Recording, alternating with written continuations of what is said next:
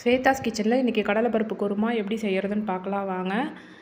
சின்ன கப்பில் 2 கப்பு கடலைப்பருப்பை எடுத்து நான் நல்லா வேக வச்சு எடுத்து வச்சுருக்கிறேன். இப்போ வேக வச்சதை நல்லா நம்ம மத்து போட்டு கடைஞ்சிட்டு 2 ஸ்பூன் மிளகாத்தூள், மஞ்சத்தூள், உப்பு சேர்த்து அது தனியாக நம்ம ஒரு பாத்திரத்தில் எடுத்து வச்சுக்கிறோம். இப்போ இதுக்கு தேங்காய் அரைச்சி ஊற்ற போகிறோம். ஒரு 1/4 முடிக்கும் கொஞ்சம் கம்மியாக தேங்காய் எடுத்துக்கணும். சோம்பு, கசகசா, 2 பட்டை, 2 லவங்கம், ஒரு தக்காளி, இதை தனியாக ஒரு பேஸ்ட்டாக அரைச்சி தனியாக எடுத்து வச்சுக்கிறோம். இப்போ தாளிக்கிறதுக்கு வெங்காயம், தக்காளி, பச்சை மிளகாய், இஞ்சி பூண்டு பேஸ்ட், கருவேப்பிலை, மல்லி, பிரியாணி இலை, லவங்கம், பட்டை அதுலேயும் கொஞ்சமாக போட்டு நம்ம தாளிக்கிறதுக்கு.